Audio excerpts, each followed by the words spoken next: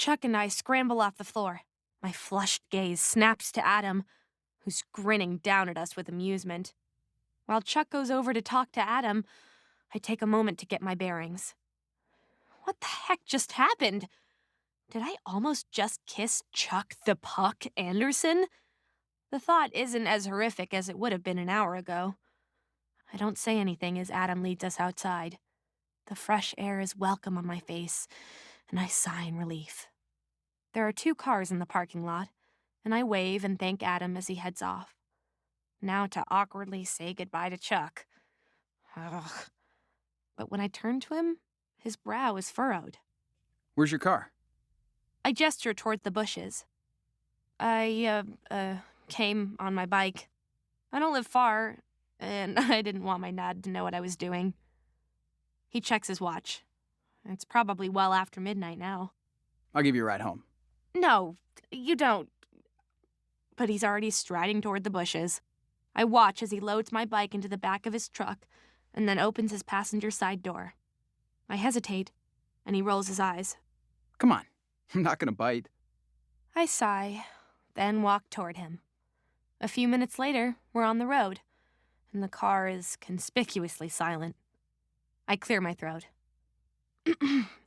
Thank you for helping me. He waves me away. No problem.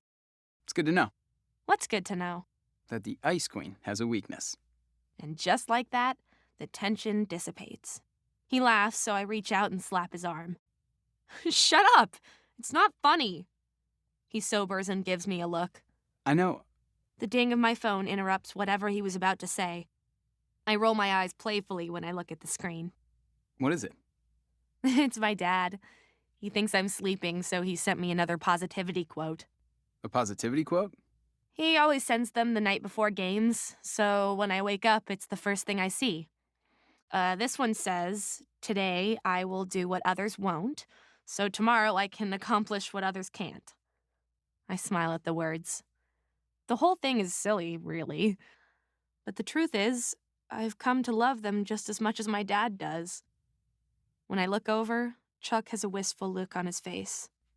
It's not silly. You're lucky. My dad would never do something like that. I can hear the hurt in his voice, so I tread carefully. What do you mean? Chuck sighs, then looks over at me. He seems to take my measure, then stares back out at the road. If you haven't noticed, my dad never comes to any of my games. I had noticed, but I figured he was just busy, being famous and all. Believe it or not, he couldn't care less that I'm following in his footsteps. Doesn't matter how good I am or how hard I play. Nothing gets his attention.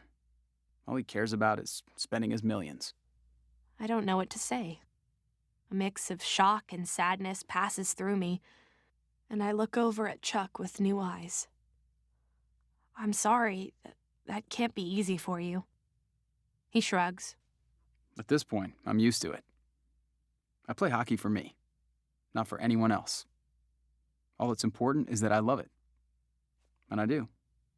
I nod and give him a small smile. I can respect that. You're... Oh, jeez. Am I going to give him a compliment? You're the best player in the league, Chuck. He suddenly frowns, surprising me. Today, I wasn't. And I'm sorry for that. I tilt my head inquiringly. He shakes his head as he turns onto my street. I stuck my stick out on purpose. And that thing with your skate, He winces. it was uncalled for. Dirty playing. And I'm sorry. I guess I was just jealous. My mouth drops open, and I turn to face him in my seat. Of me? Why? I heard your dad cheering for you. He's renowned in the league, you know. Huh, that voice of his is, anyway. I laugh quietly. My dad has always been my biggest fan, but hearing that from Chuck makes me sad, considering what he just told me. I decide to admit something to him. I've always been jealous of you. You're effortlessly talented. You can afford to buy all the latest gear, and you're definitely going pro, which isn't an option for me. I bite my lip, feeling vulnerable. I've loved hockey since I was a little girl, and I knew it'd eventually break my heart when I had to stop, but I think of his earlier words. But I love it. Nothing could have stopped me from playing. He pulls in front of my house, and he turns to me with a smile.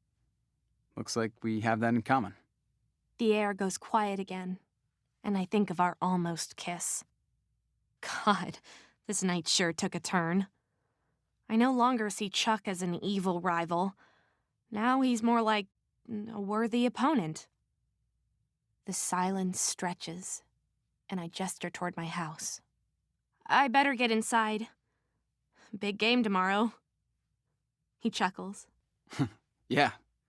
May the best man, or woman, win. His words warm me, and I smile wide in his direction.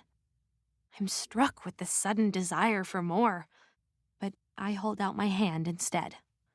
Good luck tomorrow. He takes it in his large, warm grip. You too.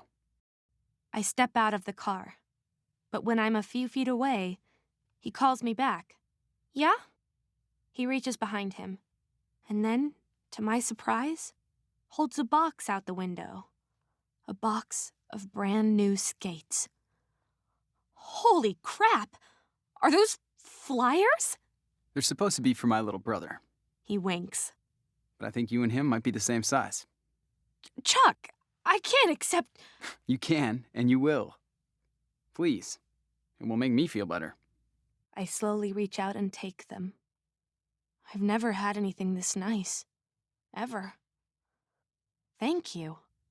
He's about to drive off, but I call his name to stop him. I reach into my backpack and pull out the carrot nose from the snowman costume. His mouth drops open as I throw it into his car. Then I wink and head into my house without looking back.